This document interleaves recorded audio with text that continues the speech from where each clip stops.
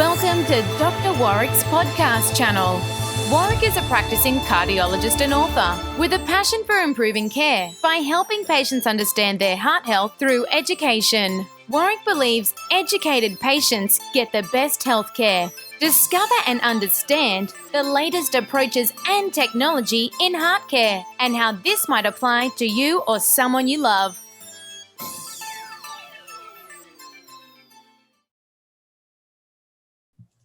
Hi, my name is Dr. Warrick Bishop and welcome to my podcast and videocast station. Today, I'm so pleased to have the opportunity for a follow-up interview with James Z.G. Buckley, who's an international expert on hypnotherapy, human behaviour, meditation and leadership. Welcome back, James. It's great to be back, Warrick. Thanks for having me.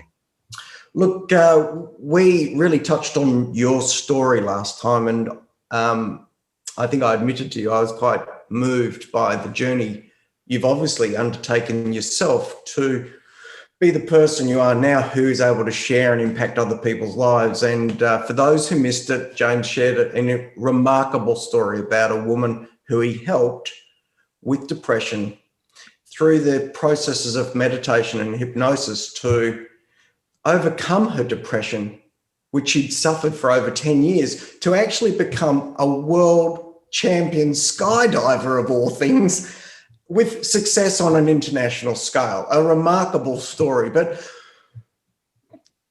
what I really want to start to tease out is, how does it all work? Is it all gobbledygook and chimes and orange clothes? But what's the science behind it, James?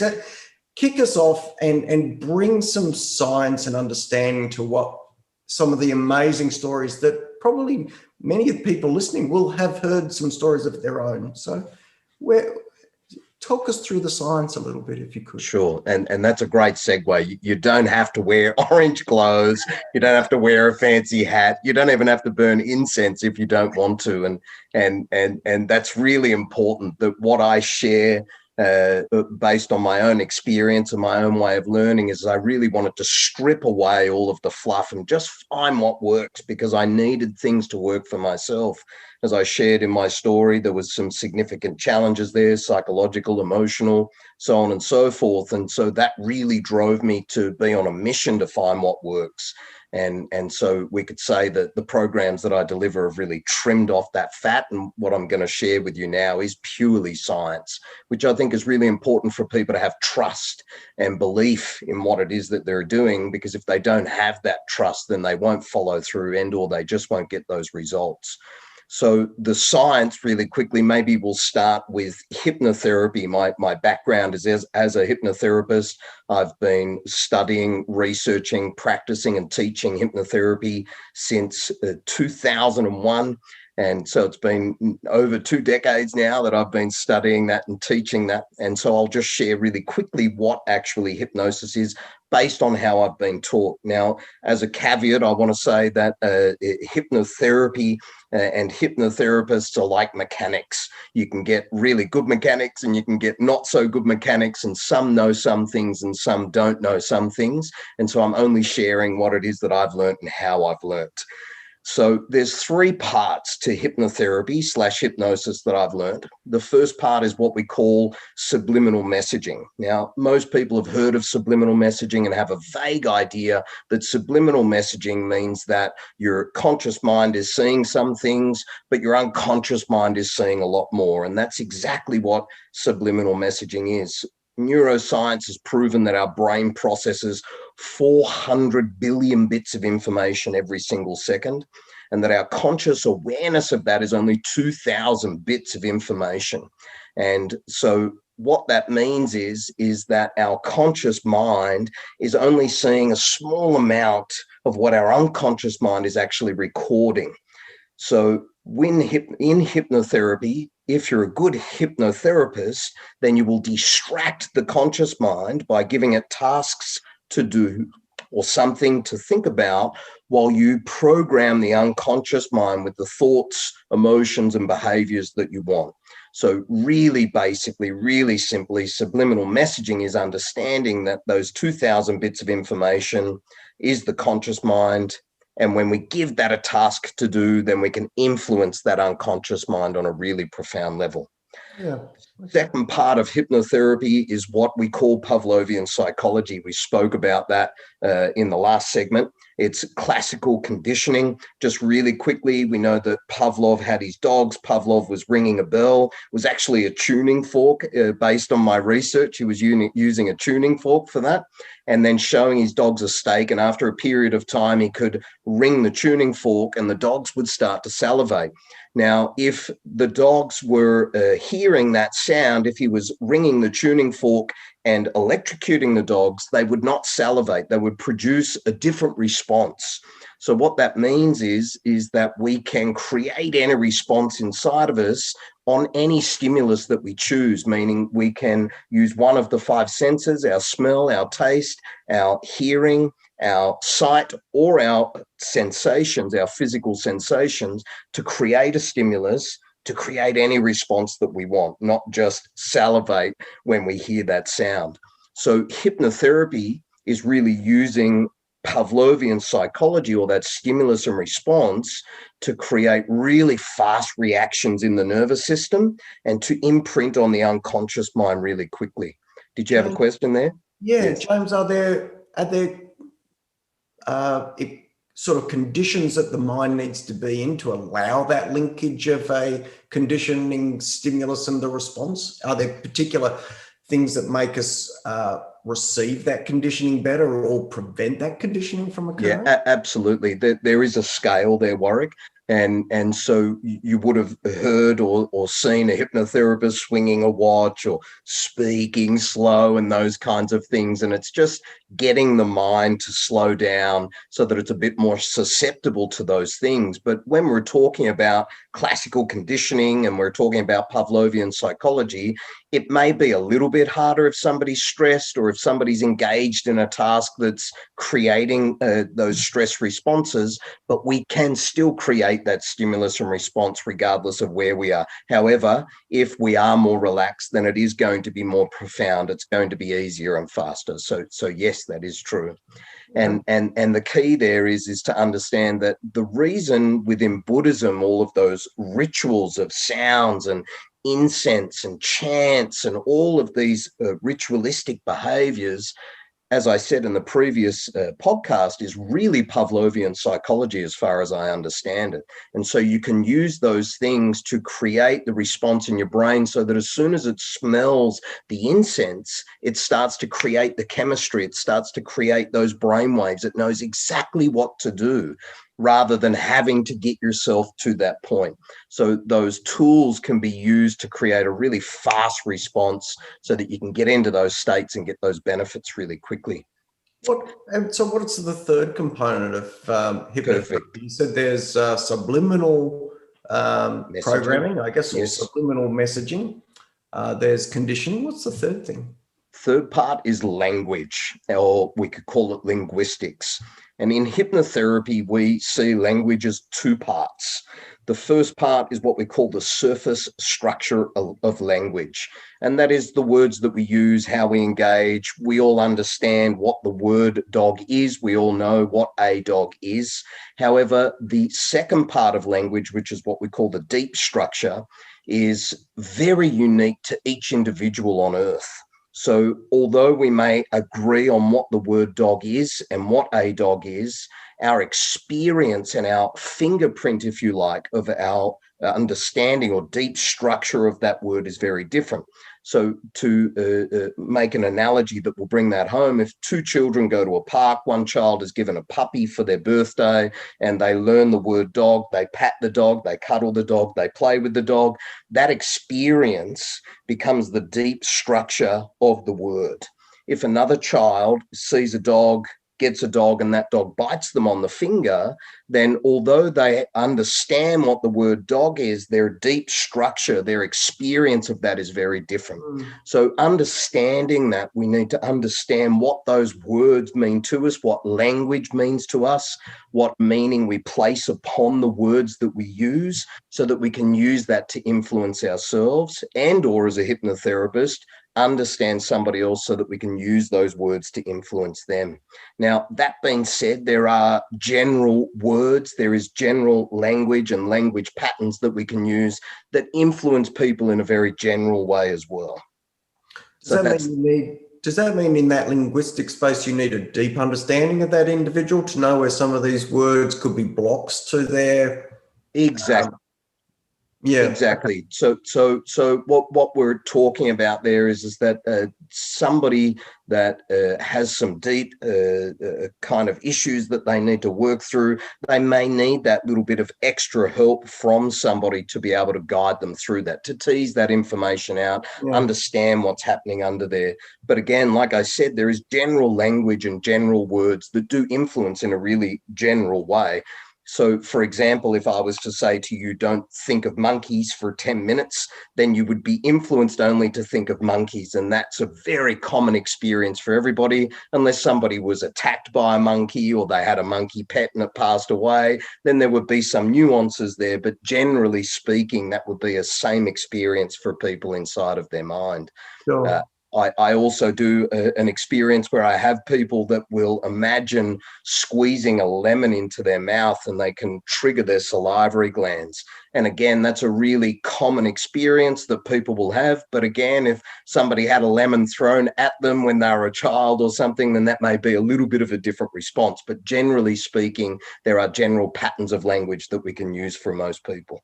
Great. Okay, so a quick recap. There are three things that come together in hypnosis. One is the subliminal messaging, one is conditioning, the other is an understanding of the linguistics or the deep meaning of words for individuals. I want to tease you out on a comment that you made about the chemistry that must go on during the time of hypnosis. And I'm going to put you under a little bit of pressure because I'm pretty keen to hear a little bit about meditation too, having been introduced to it recently. And I'm going to ask you to maybe talk between the chemistry of hypnosis and meditation, and I'm going to let you know we've only got about 5 minutes left. So, sort of the executive summary for the layperson who doesn't understand much about the chemicals in the brain or neurocognitive messaging. Yes. Understand. And that's a really great question. So I'll give you a little bit of an experience maybe, and then I'll explain what's happening when that happens. And so you can follow along if you like, Warrick, and for your listeners, if they want to follow along, and I'll suggest that you just close your eyes and for 30 seconds, just follow along with what I'm suggesting. I want you to imagine that you're at your front door. I want you to open your front door and I want you to walk over to your fridge, open up the fridge and take out a cold lemon. Put the lemon on a chopping board and slice the lemon in half. And as you do so, you may start to smell the zest and pith and sweetness of the lemon. As you do so, pick up one half of the lemon and squeeze the juice in the mouth, careful not to get it in your eye. Take your top teeth and scoop out the flesh and start chewing on that flesh and swallow it down. And I can see, Warrick, that you've already triggered your salivary glands. You've done a great job. And for those of you that are following along at home, 90% of people will trigger those salivary glands. And so the reason I'm showing you that is that your thoughts are what's called neurochemical events. And those neurochemical events trigger the hypothalamus to release peptides or proteins that go into every single cell of the body. And that is what's shaping the chemistry of the body, is those thoughts. We have 70 to 90,000 thoughts a day, and 95% of those thoughts are unconscious programs. So those thoughts are changing the chemistry of our body, and we can supercharge that to create gratitude, to create anger, to create sadness, to create happiness and joy. We have the ability to exercise those muscles of our emotions so that that's what we experience on a more consistent basis rather than the unconscious patterns that we may be experiencing. And are those processes similar for both meditation and hypnosis, James? Yes. So just really quickly, the process of meditation, the word meditation in the Tibetan language literally translates to become familiar with, meaning that the process of meditation is to become familiar with the content of our thoughts and our emotions and to observe that.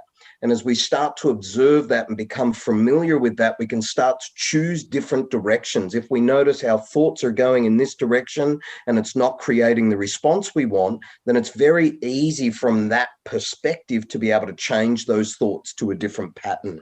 So meditation is really the entry point into the unconscious mind, whereas hypnosis is really just the unconscious mind. It's influencing the unconscious mind, which the conscious mind soon becomes aware of, whereas meditation is going through the conscious mind and into influencing the unconscious mind.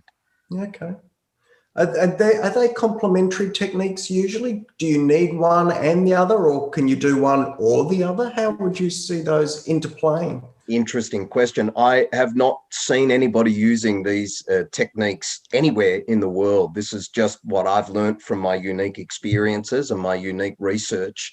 And so, no, I don't see that as a common thing anywhere. Obviously, you can do hypnosis without meditation. You can do meditation without hypnosis. But in my experience with myself and with many thousands of my clients, to bring those two things together is a game changer. Well, this is absolutely fascinating. Apart from it being educational, and apart from you really making my salivary glands trigger before, my own experience with the 7-day meditation challenge that you suggested I have a go at, and there is a link to that. With a bit of luck, we can attach it to this podcast for those who are listening, or go and look up James Z.G. Buckley 7-day meditation challenge, and you'll find it. My real interest is that I've felt impacted by this process of meditation, and it's incredibly interesting to hear that these, and I've not explored them, so I'm just finding this like a kid with a new toy. We've got a process, meditation, where our conscious mind is leading us into ourselves with a greater awareness, and then another process that allows us to bypass some of that conscious mind and guide our thoughts. And that's remarkable given we've got tens to hundreds of thousands of thoughts per day, and probably many of them are quite erratic without any guidance at all. For someone who's a neat freak and likes order, this is something that's resonating, actually. Yes.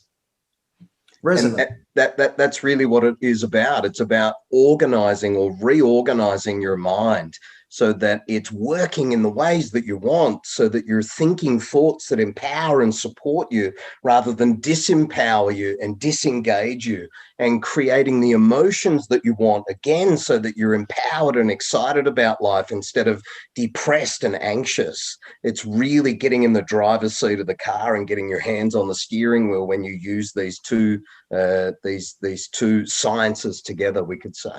So I'm going to wrap up soon, but just for those listening, I can let you know that James's meditation on gratitude, which I've been doing, without question has had some impact. I can't stand the traffic. It just kills me. But I found myself appreciative that I had a little bit more time to hear the entire ABC Journal show on a particular topic the other day. Quite out of character. And it must have been from my morning meditation gratitude session. And I think this thing really, truly makes a difference. I'm going to thank you, James, for joining me. Thank you, sir. It's been a privilege. It's really exciting to share this information and with people that understand that it's really exciting. I'm going to invite people listening to jump on the net, find this guy's 7-day challenge meditation. Please do it. You might be a more patient driver as well, and that could only help congestion on the roads. I'm really excited about coming back for another interview, if that's good for you, because I'd love to talk about combining this mental care with health care of the body and that mind-body journey. I'm so excited about doing that I'm going to wrap up really quickly now. I'm going to thank those who've been listening. Thank you so much. Till next time, look after yourselves, and please don't die from a heart attack. Goodbye.